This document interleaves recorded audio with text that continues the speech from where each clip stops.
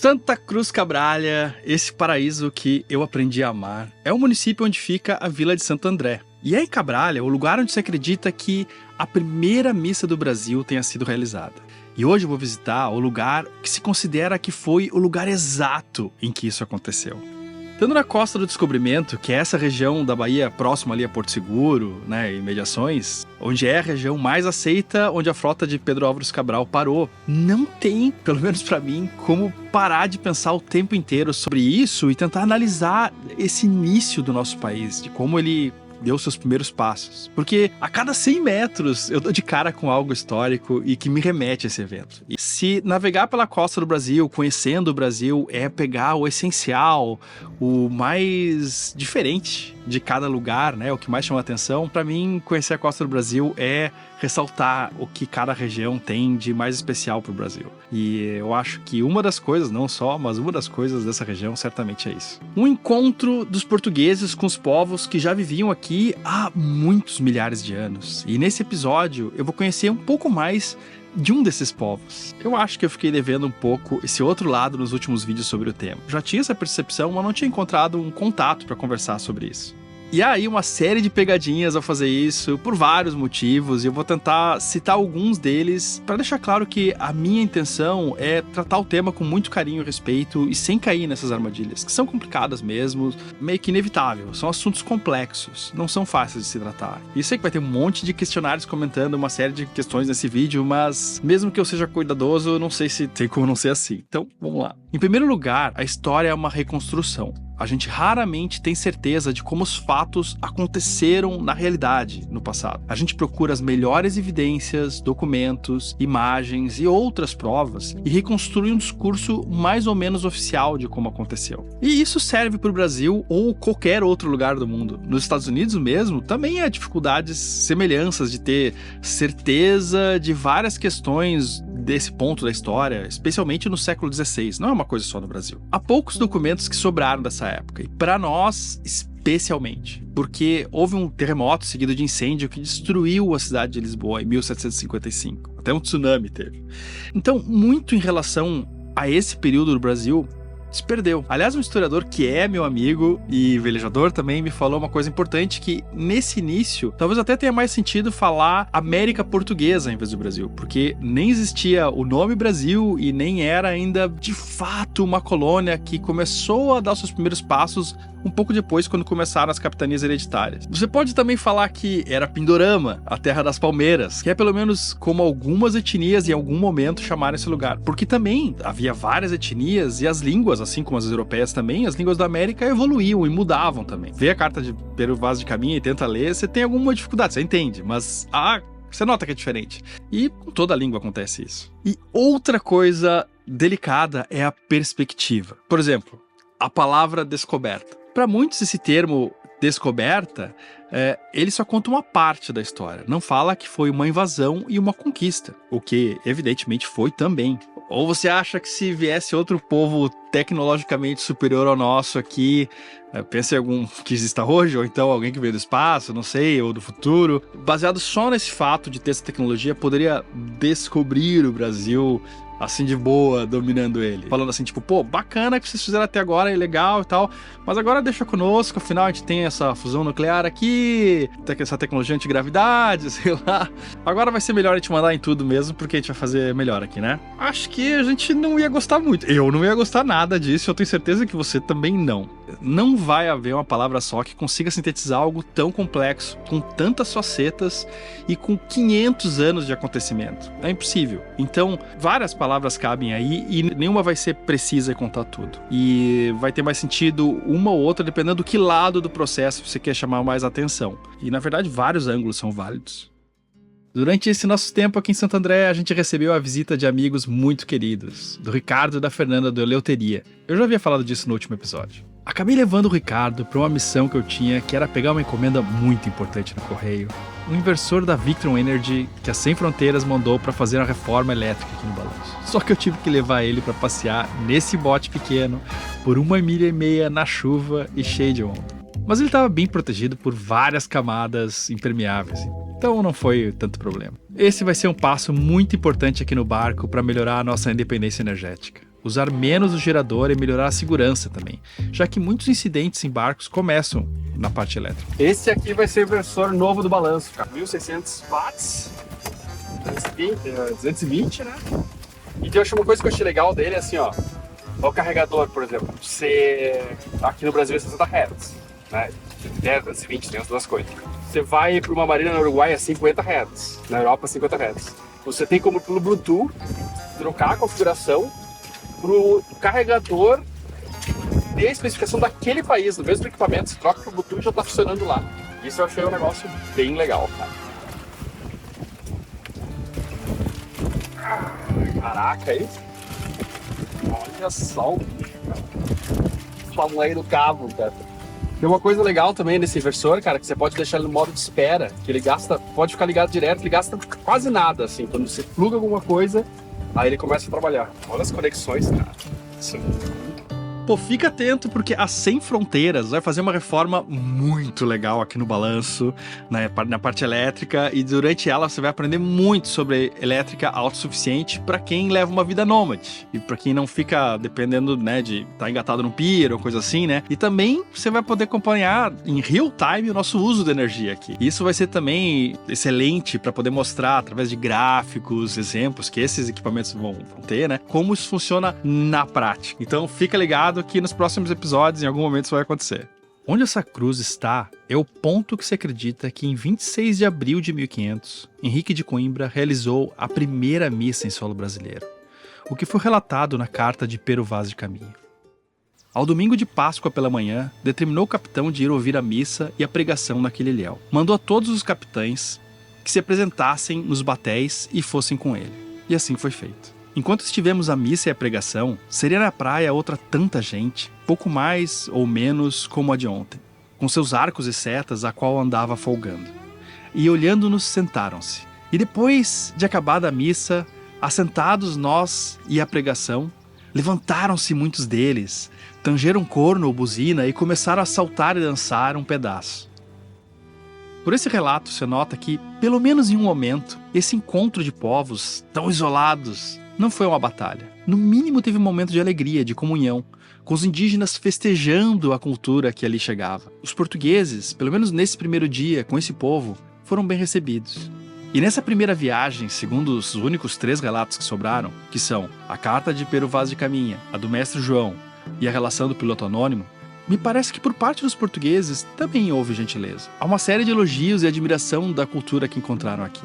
É claro que a gente só conhece a versão deles, mas faz sentido interpretar assim também. E ao mesmo tempo que isso nos deixa felizes e curtindo essa passagem, ela nos mostra que havia esperança de que a relação poderia ter sido melhor entre portugueses e indígenas. E muitas vezes foi, não houveram só momentos terríveis nessa relação, houveram muitas alianças, trocas, casamentos.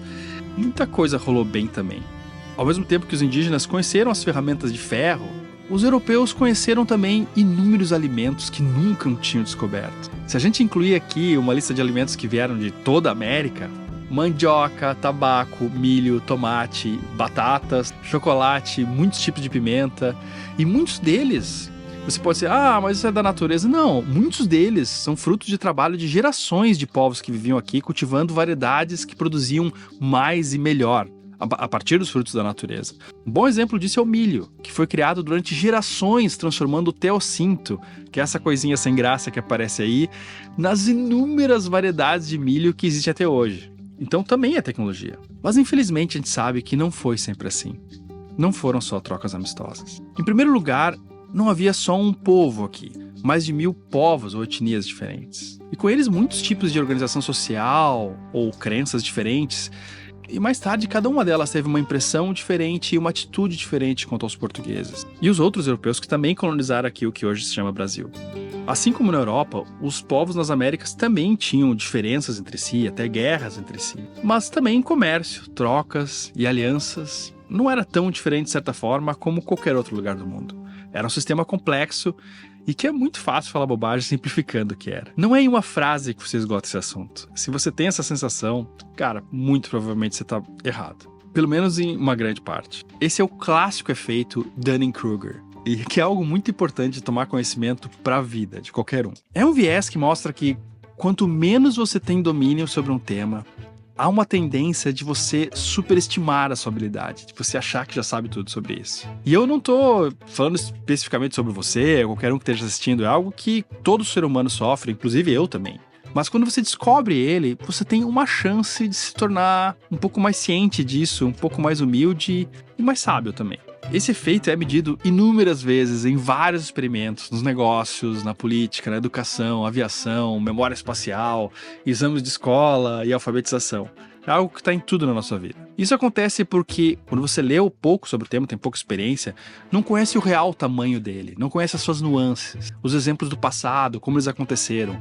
Então dá uma certa ideia de que você já entendeu, e falta só uns pouquíssimos detalhes insignificantes, mas que você já entendeu o básico de tudo. Só que quando você vai puxando o novelo, entendendo mais, nota que não era bem assim, porque o mundo é complexo. Então sim, em qualquer área, geralmente especialistas têm muitas dúvidas e muito cuidado para afirmar algo. Eles estão geralmente prontos para mudar de ideia se ver novas evidências. E o mundo está sempre cheio de muitos curiosos sem treino em determinado assunto e cheio de certezas irredutíveis nas suas defesas. Mas quando testados na realidade, seja em uma prova ou dando soluções para resolver um problema e vendo o resultado mais tarde, a tendência é que quem domine o tema resolva com mais eficiência, mesmo sem ter 100% de certeza sobre o que sabe. Você acha ainda que o mundo é simples? Cara, dá uma olhada na sua volta, dá uma olhada na sua vida e você vai descobrir que é complexo para qualquer lado que você olha.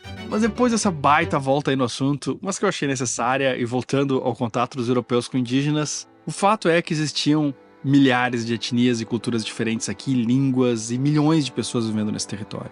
E desses milhões de pessoas que viviam por aqui, no território que hoje é o Brasil, uma grande parte morreram por doenças trazidas desse encontro, um grande número foram escravizados, perderam a maior parte das suas terras, se não quase todas, foram muitas vezes proibidos de falar sua própria língua e manter suas próprias crenças, na base da violência mesmo, e passaram de uma posição de donos da terra a marginalizados no canto dela. Ninguém comprou essas terras, foram tomadas.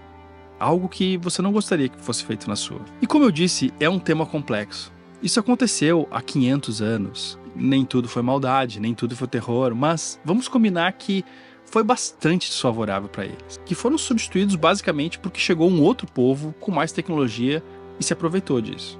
E é fato que existiam guerras e dominação também entre os povos que existiam aqui. Não dessa escala e não nesse período de tempo tão curto, mas existiam. Se você acha que isso foi ok, que foi justo, então isso me leva a crer que você acharia também ok se outra nação fizesse isso conosco hoje, se houvessem os meios. É isso? Eu não tenho tanta certeza. Eu não consigo imaginar que eu ficaria bem com isso, por exemplo. Especialmente se dissessem que a gente não tinha alma, que tomassem a minha casa à força, se proibissem acreditar no que eu acredito. Eu não acharia muito justo. Eu tenho a impressão que você também não. Tá, mas o que dizer disso hoje? Que atitude tomar? Eu preciso assumir que eu não sei. Eu tenho a humildade de entender que eu não sei qual é a melhor atitude ou forma de cuidar disso hoje. Mas eu tenho um grande respeito aos povos indígenas e acho que eles têm que ter o direito de serem quem eles são. Acho que isso tem que ser feito com o menor impacto possível. Acho que tem que ser uma grande discussão da sociedade e que eu sozinho não tenho as respostas. E eles têm direito de ser quem são e o que são hoje. Assim como nós não somos os mesmos de 500 anos atrás, eles também não. Tem gente que fala assim, indígena de iPhone. Bom, eu sou um descendente de europeu que come mandioca, tomo banho todo dia, gosto de comer milho e uso uma série de outras contribuições que os povos indígenas trouxeram para nossa cultura. Então tem sentido que eles também possam usar contribuições que, digamos assim, o lado mais europeu trouxe. Eu não teria aqui a pretensão de dizer em que medida, que ações devem ser feitas e o que se defender, mas é importante que a gente tenha respeito a esses povos. Muito do que somos hoje veio deles. Da mesma forma que outras etnias e culturas contribuíram para o Brasil ser o que é hoje. Hoje há essa cruz de metal que marca o local onde a primeira missa ocorreu e nos faz pensar em todo esse contexto, como ele aconteceu. Dá para enxergar mais simbolismo ainda nesse monumento se você notar que hoje a cidade tomou conta do local, faz parte do perímetro urbano. Ainda bem que a praia, a poucos metros dali, ainda está muito linda. Há alguns barcos apoitados por aqui e eu poderia ter ancorado com balanço. É razoavelmente protegido e fundo o suficiente para isso. Eu sei que tem até aula de vela no lugar, vale a pena conferir. Mais simbólico e complexo ainda é o fato de essa região ser terra indígena. a terra indígena da Coroa Vermelha, que se estende entre Cabralha e Porto Seguro. E eu cheguei num dia muito especial, porque é a abertura oficial dos Jogos Indígenas Pataxó. É um evento aberto a todos que reúne indígenas aqui de Coroa Vermelha e de outras localidades também, descendentes e amigos. Imagino que acaba sendo uma maneira de, no meio de tanta modernidade, essas pessoas não esquecerem quem são, de honrar suas origens e aceitar o seu passado, especialmente importante com as crianças. É legal ver que a cidade inteira participa, não só quem é indígena. O local escolhido para isso não podia ser mais simbólico, em volta do monumento. Quem iria imaginar há 500 anos que aquele pequeno gesto, a considerar a dimensão das coisas, ia gerar uma sociedade tão grande e complexa? Aos poucos, vários grupos vão chegando, representando cada comunidade indígena da região, repletos de cores, símbolos, instrumentos, que traduzem cada um pouco da sua cultura. É um evento bem organizado, com estrutura, pensado em um público mais amplo e inspirado em uma cultura com séculos e até milênios, os Pataxós. Tive a honra de acompanhar o evento ali junto com as lideranças, um pouquinho mais perto, para poder gravar a abertura de dentro, e foi uma experiência muito bacana. Uma a uma, as delegações entravam na arena, cada uma com uma canção diferente cantada na língua dos Pataxós, o Pataxó-Han, que foi praticamente extinta, mas hoje é ensinada no currículo escolar de algumas escolas onde existe etnia. Os Pataxós são do tronco Macro-G, da família Machicali, que é diferente dos Guaranis que eu tenho mais contato, que são mais frequentes no sul do país. No censo de 2010, eram por volta de 12 mil pessoas. É uma das etnias mais presentes na Bahia. Eles são muito ligados à roça, à agricultura. Mas aqui na Coroa Vermelha, a principal atividade econômica é o artesanato. O artesanato indígena corresponde a uma parte importante da economia de Cabralha. Aqui mesmo na reserva, há inúmeras lojas com produtos pataxós. E além das roupas, arcos, chocalhos, há também perfumes, chás, medicina tradicional, uma série de outras coisas. É emocionante para mim estar em uma cultura que é absolutamente brasileira e é tão diferente da minha ao mesmo tempo. É uma chance de notar o quão rico o Brasil é.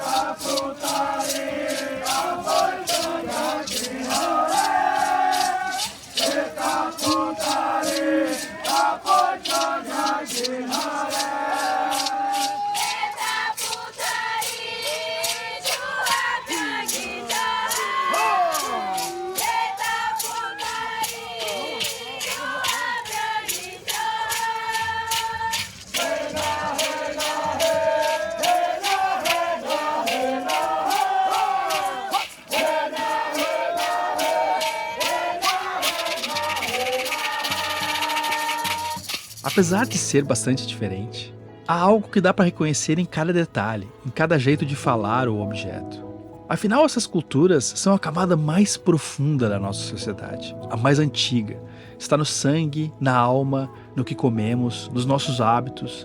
Está profundamente dentro de cada um de nós, mesmo que não sejamos descendentes diretos de indígenas. Ser brasileiro é ser parte dessa mistura, dessa colcha de retalhos. É festejar essas origens e não jogar para fora a riqueza que temos. A riqueza hoje no mundo está na diferença, em um vocabulário grande de gostos, sons, ideias e soluções. Porque assim a gente tem muito mais para se inspirar em cada passo que a gente dá, em cada coisa que a gente cria. E ninguém precisa deixar de ser o que é para se modernizar de certa forma, para ter tecnologia ou algo assim. O inglês não deixa de ser inglês porque criou uma nova tecnologia. E nenhum de nós precisa. A história entre europeus e indígenas teve realmente injustiças e cenas muito tristes. Não se deve tentar esquecer isso. Problemas são feitos para se encarar de frente, com serenidade e vontade de resolver. Não adianta varrer para debaixo do tapete. Mas a gente deve também se inspirar no que foi bom.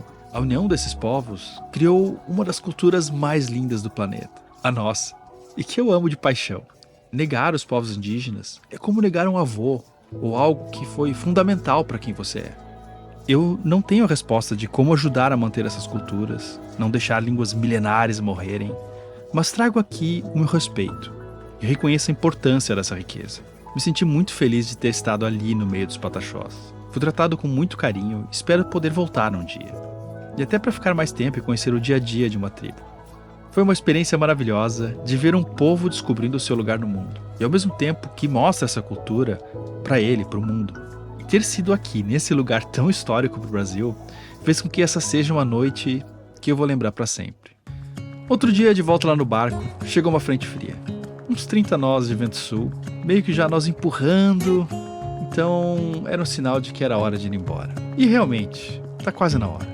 Apesar de amar Santo André, era hora de ir adiante. Esses lugares fáceis de se apaixonar são justamente o que a gente tem que ter mais cuidado. Até a Marisca eu acho que gostou de estar nessa coragem calma, cheia de barulhos de pássaros e cheiro de terra por perto.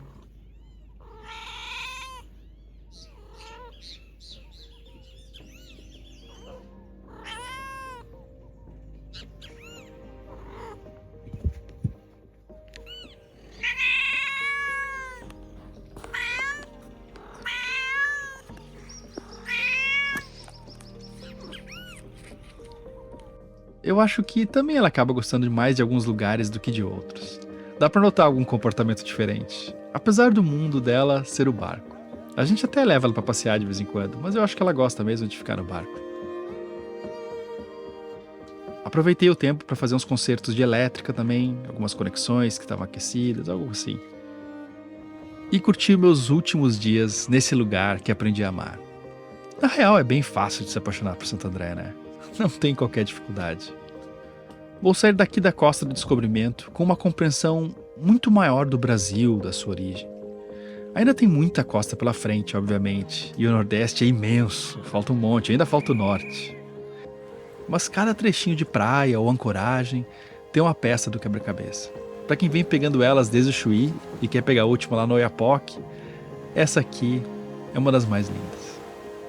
Tinha ido pegar combustível em Cabralha e voltei no final da tarde, início da noite. Porque amanhã saio dessa Costa do Descobrimento e vou para a Costa do Cacau. Outro paraíso, com certeza. Mas cada um tem algo de especial e fica guardado na mente para sempre. Tem um cheiro, uma luz, um ritmo, amigos diferentes. Cada lugar da costa tem uma coisa que é só daquele lugar. E esse passeio de bote pelo mangue no final do dia é uma das coisas que eu mais vou sentir falta quando lembrar daqui.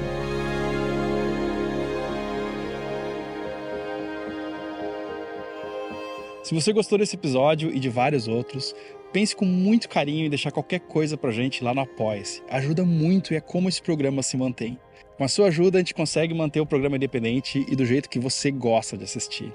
E eu sou muito grato. Fazendo isso, você pode também participar dos nossos grupos de apoiadores, no WhatsApp e no Telegram também. É só você apoiar que você vai receber por e-mail um endereço com esses grupos, ou então você entra lá no mural que você vai ter acesso depois de acessar no Apoia-se, que você também recebe. Sendo membro do canal por aqui também ajuda pra caramba, mas infelizmente eu não consigo integrar as coisas e dar acesso lá pro grupo. Então até domingo que vem às 10 horas, ou daqui a pouco, lá nos nossos grupos do WhatsApp e do Telegram. Até mais, pessoal.